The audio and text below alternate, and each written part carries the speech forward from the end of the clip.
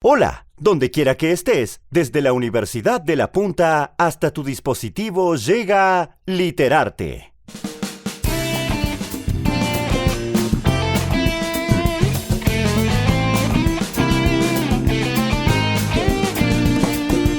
Un espacio del subprograma Lectores 4.0 dedicado a la literatura, el cine, la pintura, la historia y la música. Un programa de radio repleto de notas al margen y de odiosos personajes que te gritan. ¡Te lo dije! Hola, mi nombre es Gastón, estoy muy contento de recibir a mi compañero, el héroe del juego limpio, Alberto Tricarico. Bienvenido. Fuertes esos aplausos, por favor. ¿Cómo andas, Gastón? ¿Todo bien? Todo bien. ¿Cómo andas? ¿Cómo andan todos? Feliz, exultante, porque me has presentado una nueva escritora que ha sido para mí una revelación, realmente toda una novedad, y he sumado a mi pequeña biblioteca a esta señorita que se llama señora Carson McCullers. Así que desde ahí estoy muy emocionado ya. Bueno, bárbaro. Sí, me parece una gran escritora. Bueno, siempre hay escritores para conocer y para presentar, y me parece que también Literarte, como todo el programa de lectores que integramos, se ocupa de estas cosas, ¿no? De descubrir y de hacer descubrir a los demás y de presentar nuevas lecturas y nuevos autores. A mí me gustó muchísimo el cuento que elegiste, Zucker, que me llevó sí o sí, aparte de distraerme, de entretenerme y de divertirme, me llevó a la introspección por el tema que toca. Sí, Zucker es ahora vas a contar un poco más el argumento, pero es un cuento escrito en los años 50 del siglo pasado, o sea que tiene 70 y pico de años, que se sostiene en un montón de aristas en el mundo de hoy, digamos, como los grandes cuentos. No es que trata temas esenciales. Uno de los temas centrales de la autora que se manifiesta en este cuento es el tema del destrato, del maltrato, de la superioridad o del abuso del poder doméstico en situaciones de pareja, o situaciones de amistad, o situaciones familiares, y acá está totalmente manifiesto, y lo hablábamos el otro día fuera del aire, hay una relación directa entre la superficie del cuento y la profundidad del cuento que vamos a analizar en el segundo bloque. Así que me parece que Zucker es un cuento muy representativo bueno, después vamos a seguir hablando de ella, de su narrativa, de sus novelas, de sus otros cuentos, de su visión del mundo, por lo menos de su visión literaria. Sí, porque Zucker es un drama y es no sé si un canto al desamparo, pero el desamparo está presente, está muy fuerte, y también habla sobre la adolescencia masculina. Sí, totalmente. Ya que el personaje del que nos cuenta es Pete, que nos va a contar cómo comparte, entre comillas, comparte la habitación con Zucker, que es un primo que ha perdido la familia y va a vivir, digamos, con su familia, con la familia de Pete. Se supone que hace tiempo que viven y que Zucker se incorporó ya a la familia. Él lo incorporó, el yo narrador lo incorporó casi como decorado, pero en realidad es alguien que ya está incorporado a la familia, que vive ahí en esa casa porque perdió a los padres, que murieron de muy chico, cuando él era muy chico, y si bien Zucker tiene una familia numerosa, más hermanos, madre y demás, Zucker está, que es Richard, le dicen Zucker, y Zucker es, hay una sutileza ahí en el relato, hay como, sos un Zucker, digamos, Zucker sí. es como un término que tal vez en la literatura sureña o en la literatura o en la lengua inglesa hablada en Norteamérica está relacionado con un bobo. Sí, que él le dice, así ganó el apodo. Después que él le hace un par de bromas, es cómo se gana el apodo. Claro. Porque en realidad de a poco, a través del yo narrador, vamos a ir descubriendo que una relación que parece de niños y que marcan territorio, esto de la adolescencia, fíjate que todo el relato ocurre alrededor de la habitación, algo territorial. Sí, bueno, hay una cuestión territorial de la adolescencia, de mi habitación que te comparto. Esa relación pasa de ser controladora en cuanto a lo territorial a lo abusivo físicamente. Y Sacker responde de una manera amorosa hacia Pete. Siempre tiene ojos de idolatría, siempre lo está mirando como con cierta referencia, como un referente. ¿Querés contar el argumento más acabadamente para el oyente? Vamos a redondear un poquito más, mejor. Sobre todo en este punto donde arranca el conflicto, que es en el momento en que Pete se enamora, ¿sí? Y todo ese maltrato, todo ese destrato que sufre Sacker gira unos 180 grados, ya que Pete empieza a ser otra persona. ¿Sí? Empieza a ser otra persona y a vivir de otra manera y a sentir a Sacker un poco más cercano. Empiezan a tener una relación más cercana.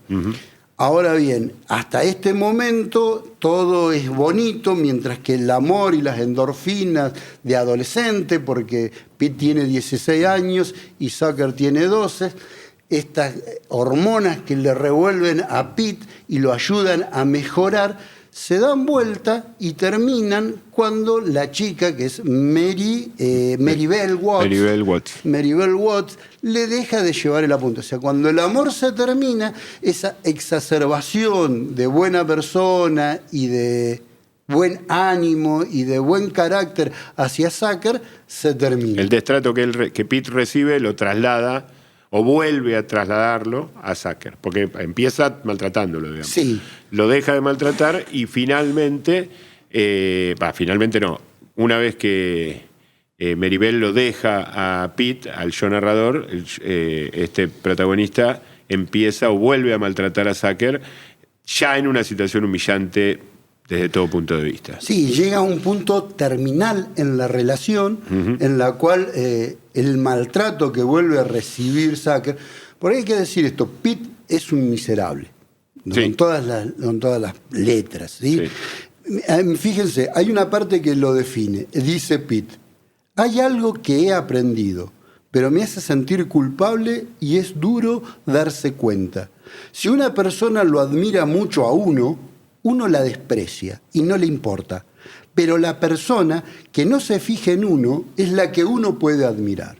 Digamos, es lo que le pasa a él y es lo que le pasa a mucha gente. Por eso es muy extensivo al mundo de hoy y a las relaciones humanas el cuento. Me parece que el cuento triunfa, para decirlo de alguna manera, como relato duradero, en tanto que esto que Pete dice de manera despiadada y autocriticándose, o por lo menos describiéndose, pero nosotros lo podemos ver como un miserable a partir de eso mismo que dice, es un poco lo que nos pasa, no digo a todos, por ahí a todos en diferente medida, pero a mucha gente en gran medida. Sí, este destrato funciona... Uno destrata al que puede destratar. Hay en la relación de poder. Después lo vamos a ampliar. Claro. Cuando Pete vuelve a ser un miserable y lo maltrata nuevamente a Sacker, ahí se produce un cambio real en Sacker. Ahí es cuando se puede decir que el cuento se transforma en un cuento de invocación, ya que se produce lo más feo que le puede producir un niño, la rotura o la pérdida de la inocencia. Y no solamente cambia la mirada hacia Pete, sino que empieza a haber una evolución física que nos hace ver la autora muy hábilmente a través de la elipsis. No hay todo un cambio físico en Sacker que le lleva a tener también a cambiar vestimentario. Y a cambiar también la postura de poder que tiene Pete sobre Sacker. Aparte crece físicamente y lo interesante, lo vamos a profundizar en el segundo bloque, es que esta disputa de poder no se resuelve. Es decir, la autora plantea la ley del más fuerte, digamos. O va a ser uno o va a ser el otro. No hay, como si no hubiese forma, trasladémoslo esto a una cuestión política, se me ocurre ahora.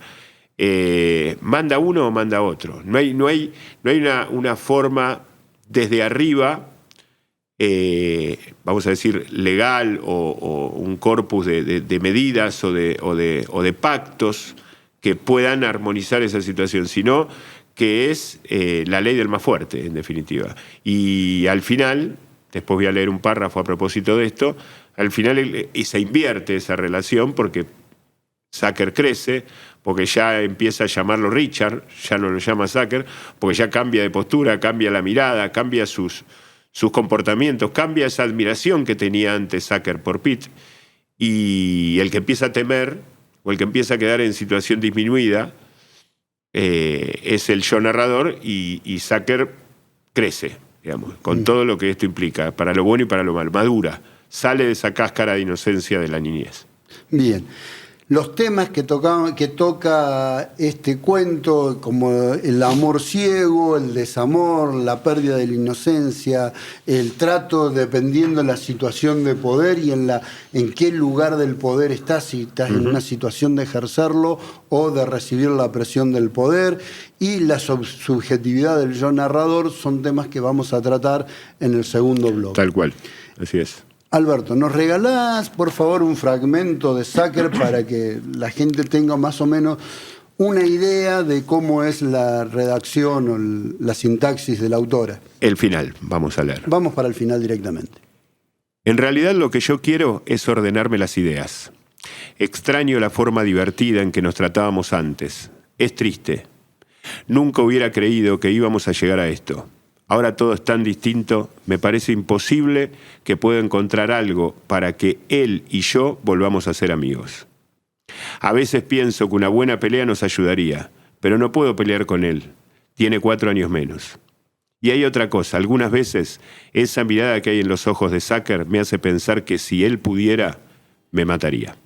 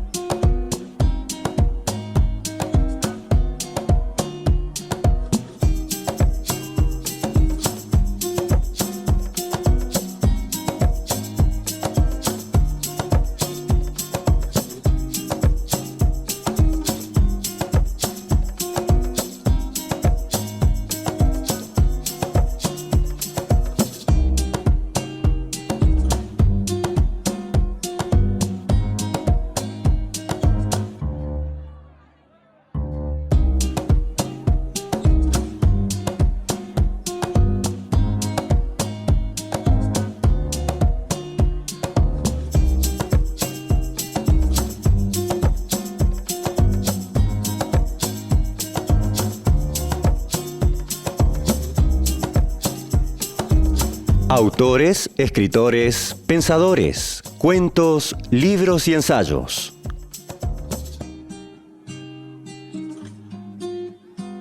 Bueno, damos comienzo al segundo bloque de Literarte. Hoy estamos hablando de McCullers, Carson McCullers, una señorita para aquellos que no conocen literatura estadounidense, una señora, una escritora mujer.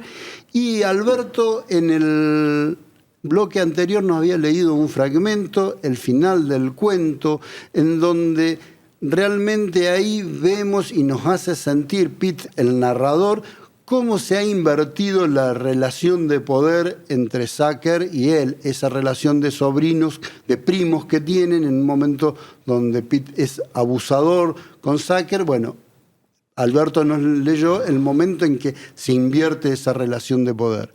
Sí, hay un tema que sugerimos en el primer bloque, que ahora vos lo remarcás, que es el tema del poder, y sobre todo esto que yo dije en el primer bloque de lo que podemos trasladar espacialmente, simbólicamente, esta habitación en disputa, que es mi habitación para Pete al principio y termina siendo nuestra habitación, y ya un nuestro que es cada vez menos mío, a una situación política cualquiera del más fuerte, digamos, de quién se apropia de ese espacio, de ese lugar. En este caso, la disputa está siempre en el dormitorio y todo pasa en el dormitorio, aún los recuerdos o las cosas de las que se hablan referidas a cuando van al cine o cuando él conoció a esta chica o se enamoró de esta chica o cuando esta chica lo desprecia. Todo lo que pasa afuera está contado como desde adentro, en noches de insomnio o en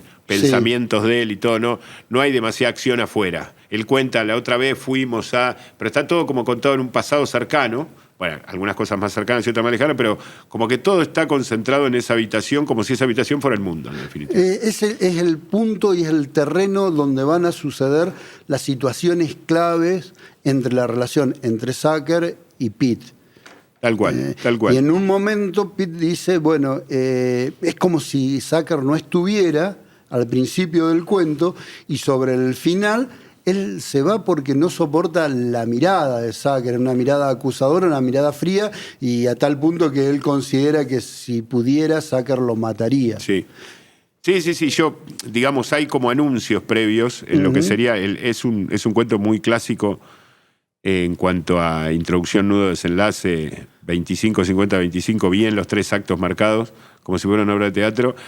Y el tercer acto comienza con ese cambio de Zucker al final en donde cambia la actitud, empieza a cambiar la mirada, crece físicamente, cambia de ropa, empieza a usar pantalones largos, deja de adular a Pete, empieza a traer amigos a la habitación, se apropia de la habitación y en el antepenúltimo párrafo empieza diciendo: nuestra pieza ya no es mía, dice Pete. Esa frase, esa oración. Y eso ya es mucho, es como la conclusión de todo lo que viene contando, en donde ya estoy compartiendo algo que está en disputa, que va a terminar siendo mío de vuelta o de él. Pero ya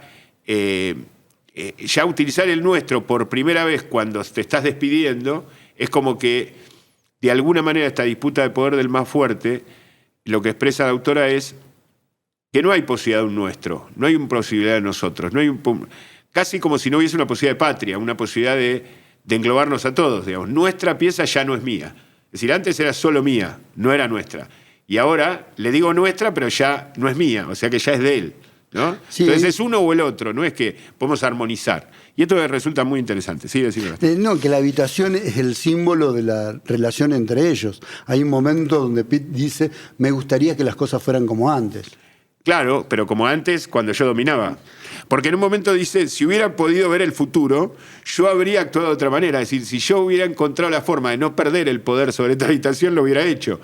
Y por ahí no hubiera maltratado tanto, o no hubiera maltratado así, o no hubiera... Pero... Sí, creo que fundamentalmente es el maltrato que le dio a Zucker. Creo que se arrepiente de eso, se arrepiente de haber perdido una situación de intimidad, porque hay una cuestión que no aclaramos para dejar un poco de sorpresa, pero creo que vale la pena. No solamente comparten la habitación, sino que también comparten el colchón. Sí, comparten la cama, sí. Entonces, creo que la situación de intimidad que se dio cuando Pete estaba enamorado y estaba con ese velo tan lindo que es el amor, que a través vemos el mundo a través del amor, creo que se arrepiente de haber perdido eso, de haber perdido al niño, de haber perdido la inocencia de Zucker.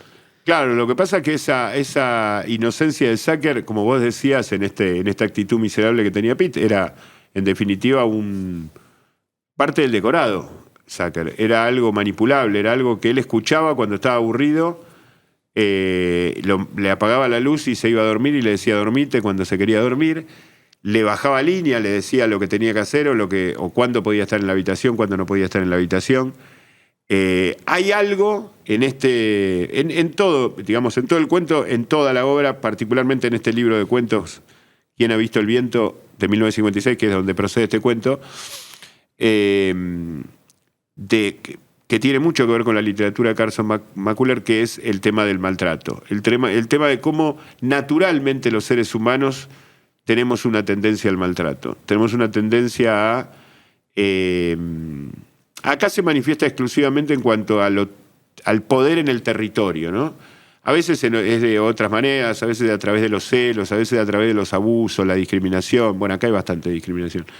Pero naturalmente tenemos una miseria que o porque nos hace creer superiores o porque nos molesta que el otro sea superior o porque nos molesta no superior humanamente, sino superior que tiene alguna habilidad que nosotros no tenemos, tendemos a alguna forma de maltrato. Es como algo que circula como repetidas veces en la obra de Carson McCullers, y que me interesa destacar porque, digamos, toda la estructura del maltrato está basado en una imagen doble. Es decir, cuando él maltrata y va a buscar a alguien que lo maltrate, y se encuentra con Maribel.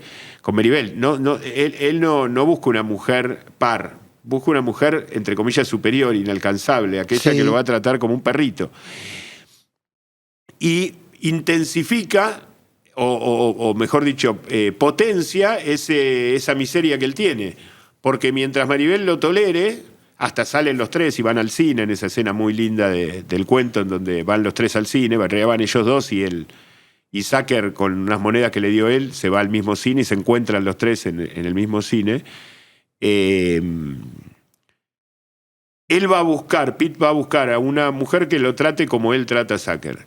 Y mientras esa mujer lo tolere, lo contenga, él cambia, porque hay un fragmento en el nudo, digamos, en el segundo acto del cuento, en donde se vuelve absolutamente, casi delirantemente comprensivo Pete con Zucker, donde hablan, donde lo hace sentir un hermano. Es interesante la idea de que no es un hermano de sangre, sino que es un primo hermano que tiene algo de su sangre, pero medio lateral, como que la cama te la estoy prestando porque vos tuviste la desgracia que no tenés papá, pero yo sí tengo. Pero me parece interesante cómo se llega a ese momento de armonía entre Pete y Zucker, en el momento en el que él está armónico arriba. En cuanto esta mujer, que también está vista, lo hemos hablado desde el punto de vista de Pete, como una miserable a su manera, así como una Pete en otra escala, en otra liga, lo abandona, él vuelve, y de una manera mucho más terrible, diciéndole unas barbaridades a Zucker, que son las que marcan el punto de inflexión del segundo acto y que es la que lo empujan a madurar, digamos, más allá de la edad, más allá de los pantalones, más allá de la experiencia, más allá de la intolerancia propia de quien es maltratado, que en un momento hace clic. Esas palabras crudas, terribles, que si querés ahora podemos buscar, pegan el salto en cuanto al cambio de la mirada y a empujarlo a salir de la niñez y llevarlo a una especie de primer madurez a Zucker. Pero me interesa esta relación de doble, digamos, ¿no? Que un miserable también es empujado por otra miserabilidad y colabora con la otra miserabilidad. Es decir, se retroalimenta, no es una cosa causa de la otra y la otra consecuencia de la una, sino los Pete de este mundo, por lo menos de este mundo ficcional de Carson McCullers, son miserables cuando maltratan y cuando van a buscar ser maltratados. Y ese mismo maltrato retroalimenta a ese ser miserable que decide elegir hacia arriba a alguien que te maltrata y que te va a tener como decorado y que te va a cambiar cuando se le antoje, y hacia abajo trasladar eso. Pero cuando eso, por diferentes motivos, en este caso por una reacción de Zucker, cambia, quedan absolutamente desamparados. El último párrafo que leí es muy desolador, porque de alguna manera entendemos que Pete no puede salir, no deja de ser miserable, extraña la época en la que era miserable y podía serlo. Sí. Y Zucker es un otro para el lector. Es un otro en el cual nos apiadamos por una cuestión humana, pero no conocemos el pensamiento de Zucker, es el sentimiento de Zucker. Lo intuimos a partir de Pete. Como tampoco conocemos la maldad de Maribel.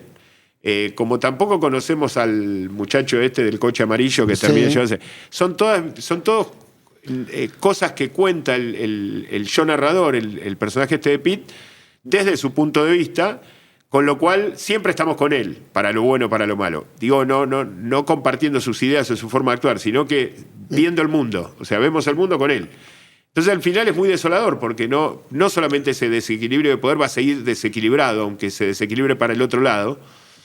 Esto me hace acordar mucho al supuesto equilibrio de la Guerra Fría, que por ahí en la cabeza de Carson McCullers circulaba en el 56, de que en realidad uno sacaba la cabeza y lo pisaba al otro con algún espionaje, contraespionaje, con alguna bomba allá, con algún coso, con la conquista de un país, y después el otro, pero el equilibrio ese que de frío no tenía nada, porque no había un congelamiento, vamos a seguir con la misma metáfora, de paz real, sino que era uno o el otro, uno o el otro, uno o el otro. Siempre el poder, en el cuento, parece ser que el poder se ejerce. Y se ejerce de una manera violenta y se ejerce hacia abajo. ¿Sí?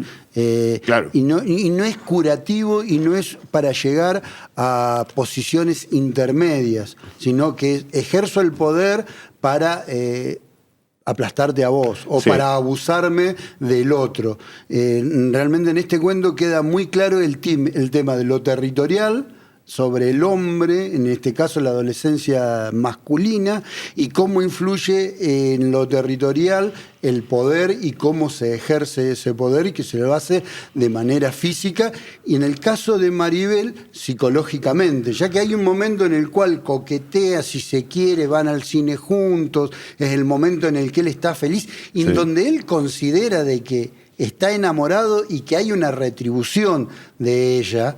Él interpreta señales, por lo menos es lo que nos hace llegar el yo narrador, que hay una retribución a ese cariño que siente, y ahí las cosas más o menos se igualan o se tiñen todas de una forma muy romántica o muy linda, una visión muy linda del mundo, hasta que Maribel lo corta y vuelve otra vez a ejercer el poder de una manera miserable hacia abajo, que en este caso es Zucker. Está muy bien. Sí, estoy plenamente de acuerdo. Yo me resulta muy, muy lindo, aunque no lo sea la trama y aunque sea muy, muy pesimista, hasta derrotista el cuento, el armado narrativo de esta cosa espejada entre las dos relaciones de Pete, hacia arriba y hacia abajo. Me anoté acá 3 miradas de Zucker que subraya la narración siempre desde el punto de vista de Pete, porque nunca estamos desde el punto de vista de Zucker, que es la mirada desde afuera tratando de entrar, que es la del principio, cuando Pete lo describe y le dice, Zucker es ese chico que siempre está fuera de la cancha esperando que lo llamen para jugar. Sí. Y es un poco lo que le pasa en su pieza, en su cama, en la pieza de Pete. ¿Cómo termina? Claro.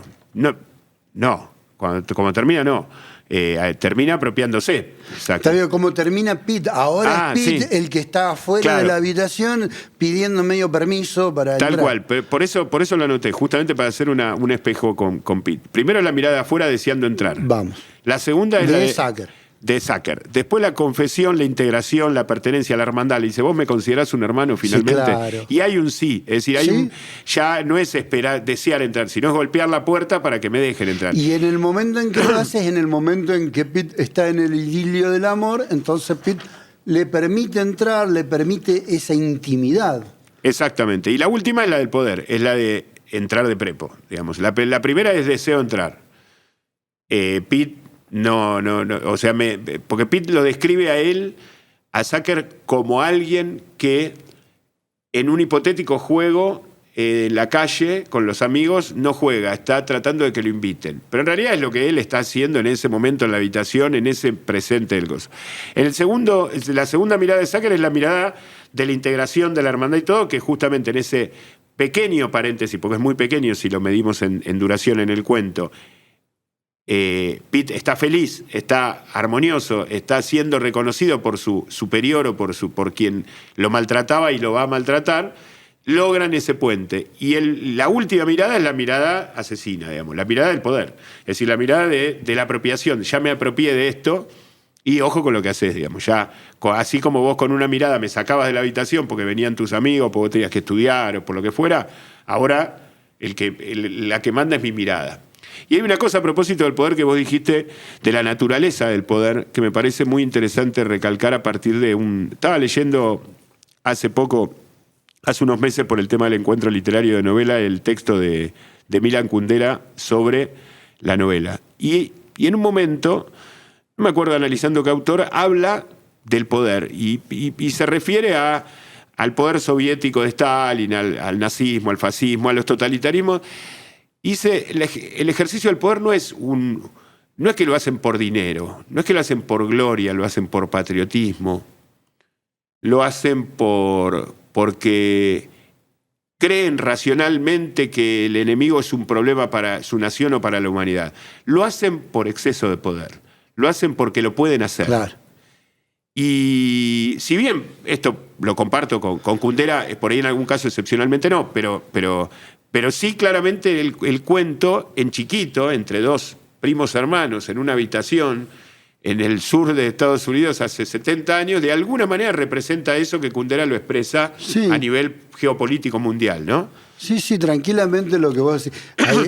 Para los millennials y los centennials debemos aclarar que el contexto del siglo XX, que estaba impregnado en el discurso cotidiano, venía de la Guerra Fría, esa división que hubo en el mundo cuando se levantó el muro de Berlín y quedó una forma de gobernar Occidente de un lado de Berlín y otra forma... Capitalismo, socialismo, el capitalismo bastante dudoso en algunos lugares y el socialismo también bastante dudoso en otros, de un lado gobernado por la Unión Soviética y del otro por Estados Unidos, desde la Segunda Guerra Mundial hasta la caída del muro año 89. Y coincido con vos que durante todo ese, que fueron 40, 50 años de Guerra Fría, no había intención de una solución, digamos, mixta. Se imponía un modelo o se imponía otro, y es lo que pasa en el cuarto que era de Pitt. Claro. No, bueno, lo interesante es que esta mirada universal, lo interesante de esto es que esta mirada es universal. ¿Por qué es universal? Porque esto sigue funcionando aunque no esté la Unión Soviética y Estados Unidos como bloques antagónicos. Es decir, si no sería simplemente una descripción, una metáfora o una alegoría de ese momento, que en cuanto a ese momento ese esquema cambia, el cuento se cae. Pero me parece que es la naturaleza humana. Tal vez es muy pesimista frente al ser humano. En otras novelas lo es más, me parece, que en este cuento. Este cuento es más simple, porque es más corto, porque es un cuento. Pero en el corazón es un cazador solitario. O en Balada para el café triste. En sus novelas esto se exacerba mucho más, porque la miseria se exacerba mucho más porque tiene más tiempo y más espacio para el desarrollo. Entonces esa mirada pesimista tal vez no la comparta yo en extremo, pero creo que hay algo de eso en el ser humano como cosa constitutiva, no maligna, no demoníaca, no perversa per se en todos los casos, pero sí que no podemos gobernar desde la bondad. Es decir, que no podemos decir, no, yo siempre fui un buen tipo, vengo de una buena familia. No podemos ni siquiera llegar a ese razonamiento, sino que impulsivamente, o no tan impulsivamente, a veces tranquilamente, a veces acariciando al perro sin sacarnos, cometemos este tipo de destratos con los demás sin darnos cuenta que son destratos. Porque en definitiva Pitt extraña el poder que tenía. No es que, pues dice... el futuro, si yo hubiera podido ver el futuro, yo hubiera actuado de otra manera. Es decir, si yo hubiera visto que perdía el poder, hubiera utilizado otra estrategia. Él no dice, no, yo tendría que haberlo tratado mejor. Yo no me di cuenta que era un malvado. Yo no llega a esa conclusión. No. Eso es lo que lo hace más pesimista el cuento. Porque si no sería una cosa de introspección donde uno dice, me equivoqué, pido disculpas, me voy de la pieza, pues ya el poder lo perdí, pero la verdad es que yo me reconcilio conmigo mismo y me redimo ante el mundo, ante la sociedad, ante Dios, ante quien sea, porque actué mal, era un mal tipo y ahora cambié. Y voy a cambiar. Y lo demuestro después con los actos siguientes. No, perdí la disputa de poder. Si hubiera sabido que terminaba así, hubiera utilizado otra estrategia para sostener la pieza.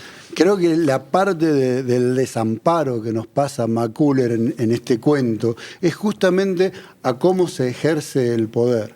Sí. Creo que es ahí. No hay otra forma. Son 3 personajes los que tiene el cuento, los 3 personajes principales, y solamente uno puede estar en una posición de inferioridad y es sobre el que va a recaer todo, digamos, el poder de una mala forma, ejercido el poder a través del destrato y el maltrato físico. Me parece que ahí está el desamparo que nos propone.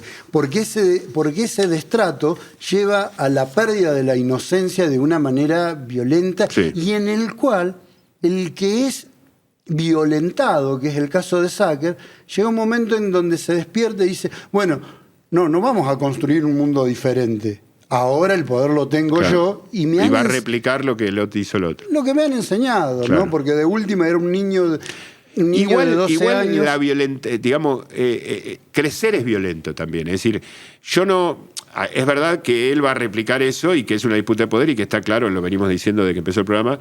No voy a discutir lo último que dijiste, estamos de acuerdo. Pero Qué pena, tengo ganas de discutir. Crecer es violento, digamos. O sea, se crece a los golpes, no a los golpes que te peguen. Digo, se crece a los golpes, se crece equivocándose, frustrándose, descubriendo la desilusión.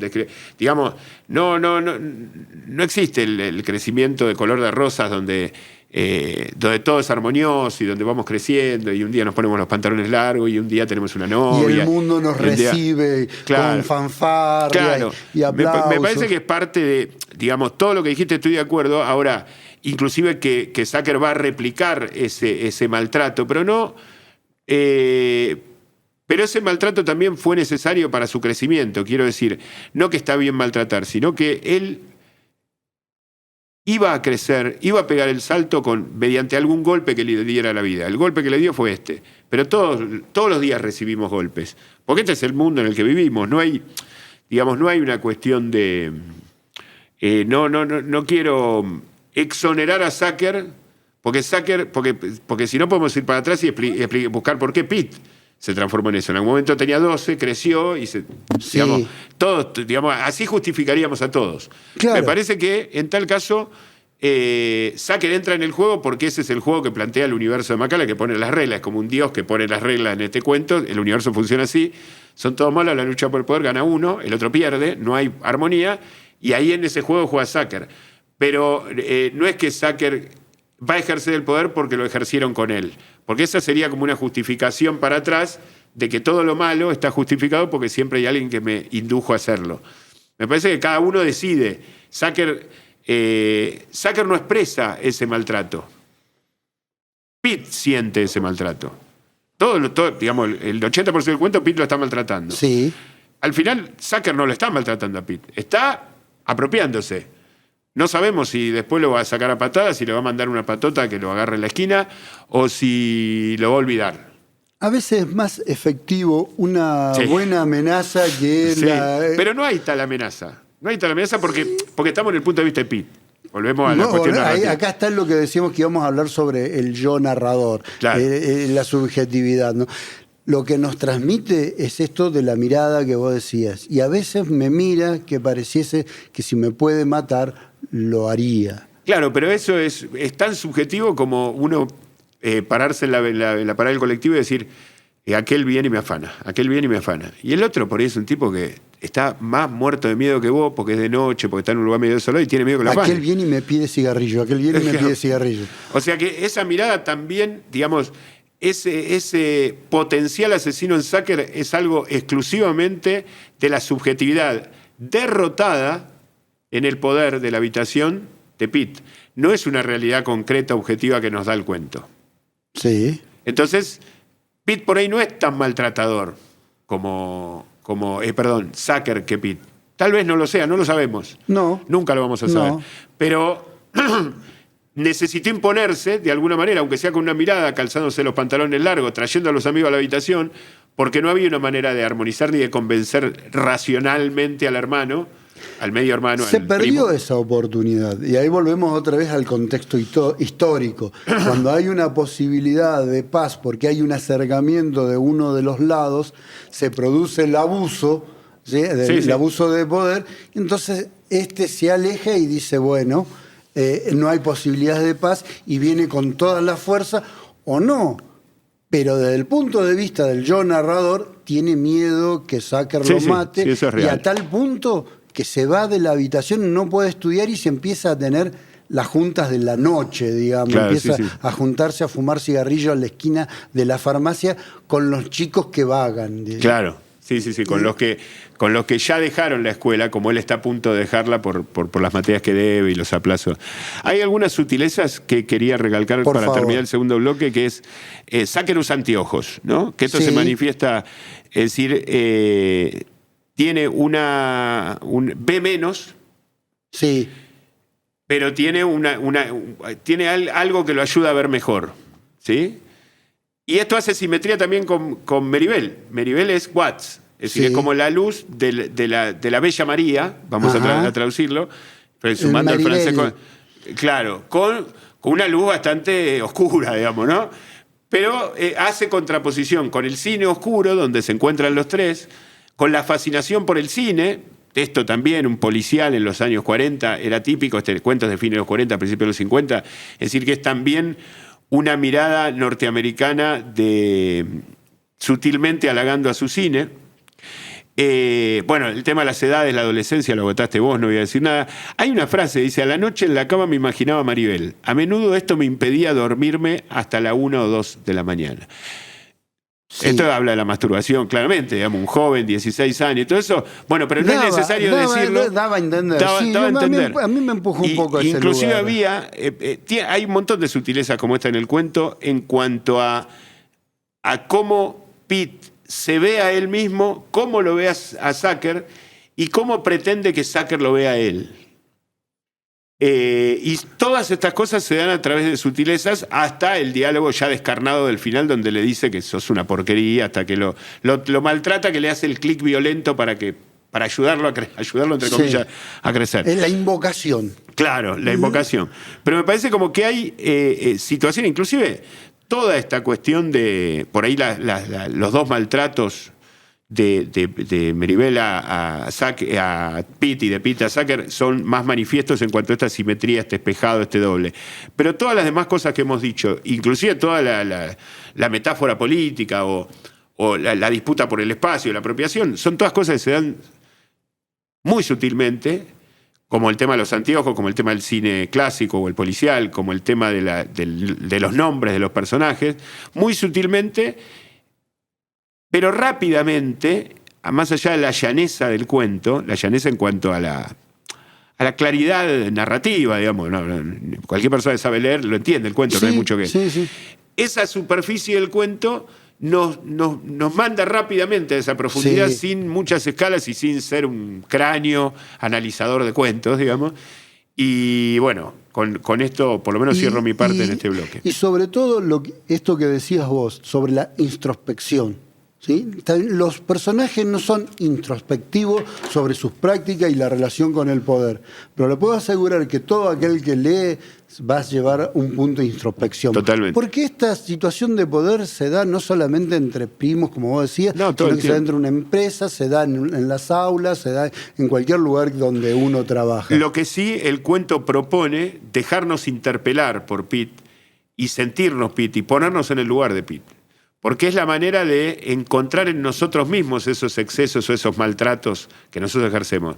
No, el cuento no nos propone que nos pongamos como pobrecitos y víctimas en lugar de Zucker y decir, ¿cómo me maltrata el mundo? No, nos interpela, nos pone contra la pared, si nosotros queremos y nos dejamos interpelar, para que nosotros tomemos, no partido por Pete, por supuesto que no, pero que nos pongamos en el lugar de él y que busquemos cuánto de Pete tenemos adentro.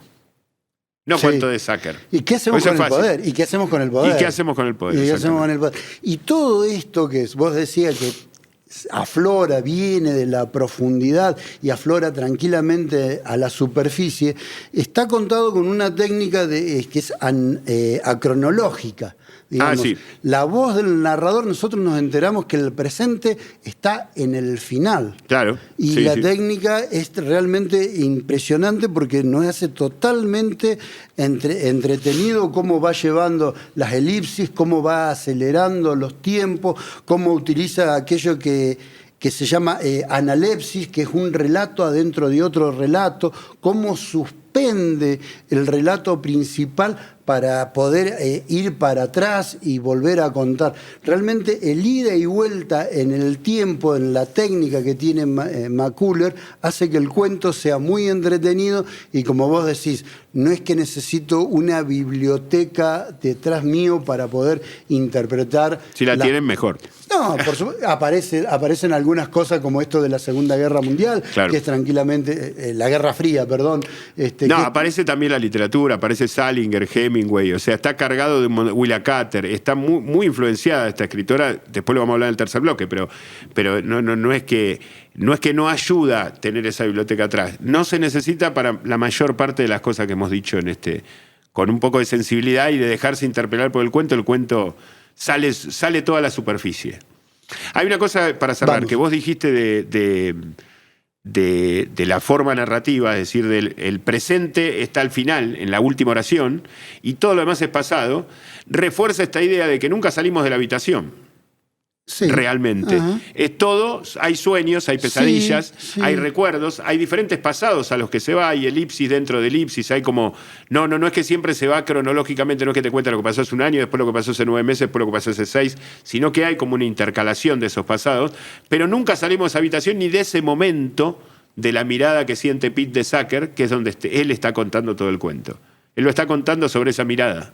O sea, las 6, 7, 10 páginas del cuento son ese momento que él siente esa mirada y cómo recapitula para llegar a esa oración final, que es el fragmento que leímos al final del primer bloque.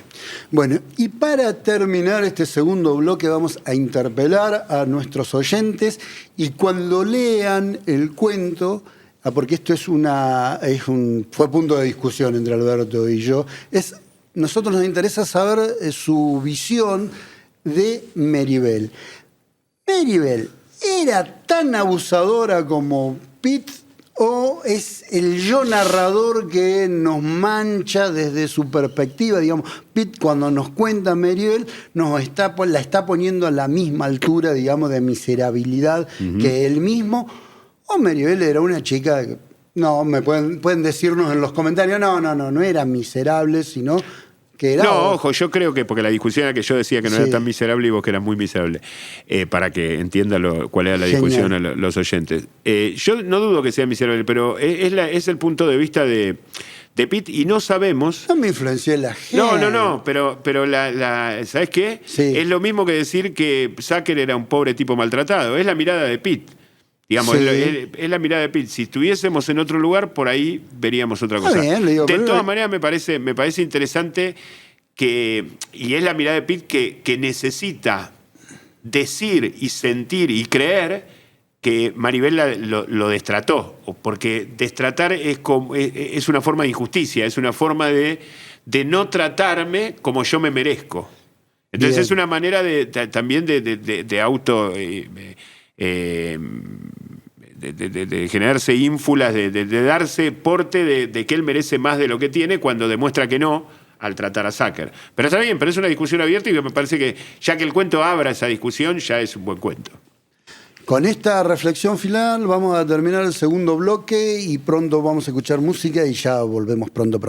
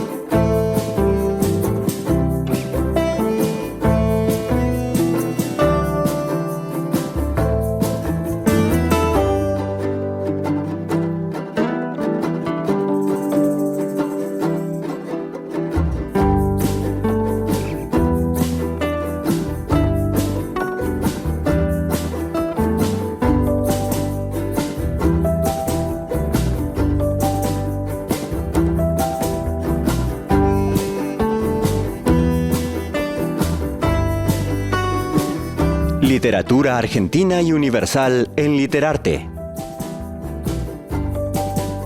Bienvenidos al tercer bloque de Literarte, hoy dedicado a Zucker de McCuller. Pero antes de seguir avanzando y de hablar un poco de la literatura femenina o de escritoras estadounidenses, vamos a atender algunas consultas que le han hecho por mail a Alberto, algunas madres que me dicen, el nene no me lee, ¿qué puedo hacer, profe? Y podemos hacerlo, podemos darle nuestra revista literaria para que lea, leamos en casa. Bien, ¿dónde la encontramos? La encontramos en nuestra página lectores.ulp.edu.ar. Ahí está, leamos en casa, clic ahí. Ahí está todo lo que hacemos en el programa de lectores. Los encuentros literarios, los cómics, está todo. Pero hoy estamos recomendando la revista para los niños, jóvenes, adolescentes, adultos. Para los cinéfilos. Para los cinéfilos. Aquellos que le interesa la cultura general. Lo que le interesa la historia, hay cómics de historia también dentro de la revista. Y que no se preocupen, por ejemplo, en cuanto al gusto, porque en cada número de Leemos en Casa hay una recomendación juvenil y hay una recomendación para literatura infantil, como de ciencia ficción o de poesía. www.lectores.edu.ar, y ahí van a poder encontrar Leemos en Casa.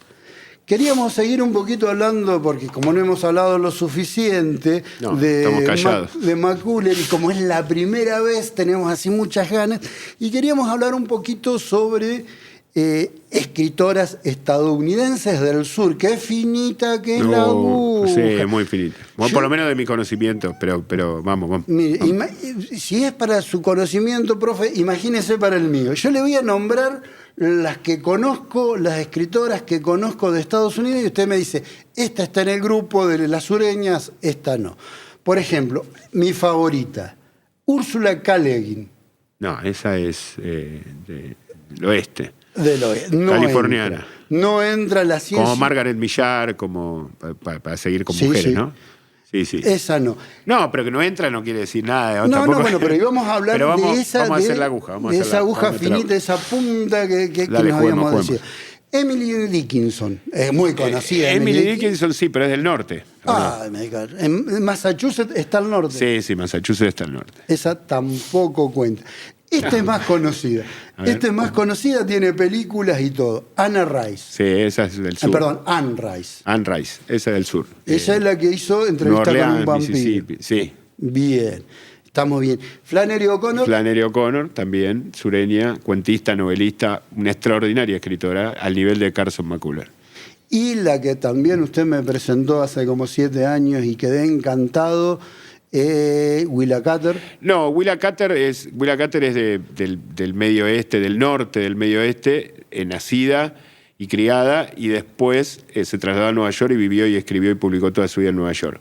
Pero es no solamente una de las mejores escritoras, uno de los mejores escritores, para hacer un genérico, de todo el mundo, de la literatura moderna, sino que es fue una gran influencia para Carson McCullers y para todos los escritores sureños. No solo escritoras sureñas, sino escritores sureños. Porque hay escritores sureños, Faulkner, Kennedy Toole y otros, digamos, ¿no? Que son parte de esa troupe y que tienen que ver con esa iconografía y con toda esa topología de sureña. Willa Cather es la escritora. Bueno. Sacando a Willa Cather, porque se me ocurrió algo para alabar, se me ocurrió un patrioterismo. Silvino Campo es, sacando a Willa Cather, anterior a todas, al mismo nivel de todas las escritoras que hemos nombrado, y anterior aunque Margaret Millar, esta gran escritora, la esposa de Ross Macdonald, que escribió en California, es anterior a todas. O sea que no quiero decir que todas estas escritoras norteamericanas tuvieron como influencia a Silvino Campo, porque probablemente muchas no la hayan leído, no la hayan conocido en vida. Pero fijémonos qué interesante que a veces no reconocemos nuestros propios valores. Sí. Y Silvina en los años 30 ya estaba escribiendo, mujer, escribiendo, publicando, relativamente exitosa, muy buena literatura, cuentos, poesías. Y recién en los 40, 50, 60 empezaron a aflorar estas grandes escritoras, mujeres, en otros lugares del mundo, principalmente en Estados Unidos, pero también en Europa. Y excepto Willa Cather, insisto, ninguna antes que Silvino Campo. Se me ocurrió ahora. Así como no te acuerdo, ya estamos jugando. Estamos charlando. Estábamos jugando. La aguja iba para allá y yo mandé la aguja para el otro lado, pero el tema son las agujas. El juego se trata de eso. Uno no sabe cómo va a ir desarrollándose. Hay ciertas reglas, pero bueno. Eso son mis escritoras que conozco en mi vasta biblioteca de 20 libros. Tengo 4 escritoras estadounidenses, y de las cuales 2 son del sur. Anna Rice y Flannery O'Connor. Vamos a ver si hacemos un cuento de Flannery O'Connor. Yo me compré el verano pasado los cuentos completos y los leí, y ahora estoy releyendo algunos. Probablemente hagamos algún cuento el año que viene en Literarte de Flannery O'Connor. ¿Vos me lo prometés? Sí. No sé si no te lo prometería 100%, pero el 90% va a ser El Geranio. Ya estamos seguros de que va a haber programa. Sí, porque lo fui a buscar, estoy releyéndolo ahora, salteado, porque lo leí completo, son como 600, 700 páginas los cuentos cuando lo compré, y el otro día agarré el libro y empecé a releer algunos. ¿Cuántas páginas? Y 600, 700 páginas son todos los cuentos que escribió en su vida, son todos los cuentos completos. Están todos los libros de cuentos que hizo Flannery O'Connor en ese tomo. Y entonces fui a buscar, no me acuerdo si el primero, el segundo o el tercero, me acordaba que me había gustado mucho, no me acordaba el nombre, y agarré las 3 primeras líneas y es El Geranio. El Geranio. Bueno, ya tenemos promesa, no solamente de que va a haber programa, sino que vamos a tener escritores nuevos, mujeres, y ya sabemos más o menos cuál es el cuento, por dónde van. Después va a haber escritores viejos, mujeres u hombres, porque no podemos con el vicio, pero... Sí, pero aparte, uno es finito y se deja llevar por los consejos de nuestro gran escritor, que lo importante está en la relectura, en cómo vamos cambiando y en el cambio de personalidad, por las experiencias, uno relee de distintas maneras el mismo texto o el mismo autor. Sí. Bueno, con Flannery O'Connor, no, perdón, con Carson McCullers me pasó que releí el otro día la novela, escribí unas pocas novelas, bueno, dijimos que de los 23 años a los 50 publicó y estuvo enferma los últimos años de su vida. Reflejos de un ojo dorado, algo así es la traducción, que es su segunda novela, si no me equivoco, de los años 40. Y es increíble cómo nos cambia, es decir, esto lo digo casi al pasar y aprovecho el ejemplo de esto que me pasó a mí, pero lo que quiero decir en el fondo, qué importante que es releer, qué importante que es darse la oportunidad de no descartar, no, esto ya lo leí, esto ya lo vi, esto ya lo tengo, esto lo leí de chico. Cada lectura es una nueva lectura, casi como si fuera la primera vez, porque uno es otro, porque uno se ha cargado en su mochila de un montón de cosas, buenas o malas, prejuicios, gustos, saberes, experiencias, que lo van a hacer reaccionar frente al mismo texto que leyó un año atrás, 10 años atrás o 20 años atrás de manera diferente. Y cuando hay obra, es decir, cuando hay universalidad, cuando hay simbología, cuando hay profundidad, cuando hay narración en serio, seguramente vamos a encontrar mucho más de lo que encontramos la primera vez. Entonces me parece importante todos estos autores o autoras puntualmente que nombramos, especialmente el programa de hoy se lo dedicamos a Carson McCullers, pero es bueno releer, digamos, no lo hacemos solamente porque nos resulta más cómodo, aunque a veces sí, que yo, elegir un cuento de Bioy Casares a mí debe ser lo más cómodo de mi vida, pero cada vez que elijo un cuento de Bioy Casares después me meto en el cuento y no es lo que exactamente esperaba cuando lo elegí. Eso que esperaba era el recuerdo de lo que yo tenía de la lectura anterior, pero esta nueva lectura me plantea otro desafío. Sí, también como lector inexperto, uno se deja llevar a veces por el ritmo del escritor, depende de lo que está leyendo, en el caso del policial, en el caso de lo fantástico, se deja llevar por el ritmo de la narración y se va perdiendo toda esa intertextualidad que hay, esa profundidad, y cuando lo relees al poco tiempo, ya como que está... Sí, ya está fresca la superficie, entonces uno empieza a indagar otras cosas. Tal cual, sí. Sí, es cierto, eso es cierto. Hemos llegado así a la aguja. Sí. ¿Algo más para agregar sobre las escritoras sureñas? No, sobre Carson McCullers decir que es una novelista, básicamente, más allá que tiene un par de libros de cuentos, que La balada del café triste, El corazón es un cazador solitario, Reflejo de un ojo dorado, Frankie la boda, son algunas de sus novelas, que tiene una hermosa autobiografía que escribió en su lecho de muerte, la dictó, porque no podía escribir por esta terrible enfermedad que tuvo en los años 60 antes de morir, que se llama Iluminación y Fulgor, no me acuerdo, pero búsquela, el último libro de McCullers, y que es una autora para leerla en sus ensayos. Hay un libro de ensayos, ahora no me acuerdo el nombre, pero son 4 o 5 ensayos donde analiza su literatura, la literatura del momento y su visión sobre la literatura. No son ensayos ni políticos, ni sociales, ni es específicamente sobre literatura. Después es una novelista, hecha y derecha, 4, 5, 6 novelas.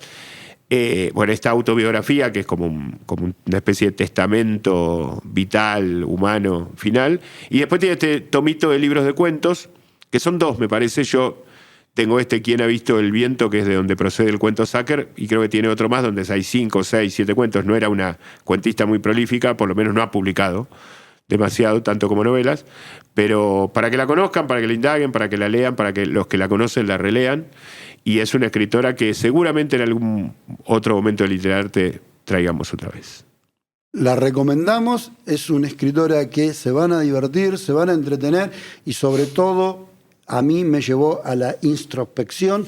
Así que para terminar ya el programa, desde acá le pedimos disculpa o le pido disculpa a todos los destratos que hemos realizado a lo largo de nuestra vida.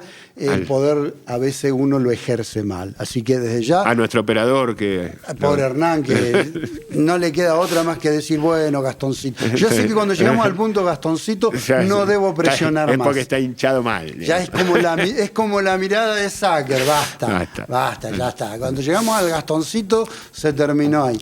Hernán, muchísimas gracias por estar del otro lado, por escucharnos, que es un montón. Alberto, nos vemos la próxima. Nos vemos la próxima. Muchísimas gracias y nos despedimos.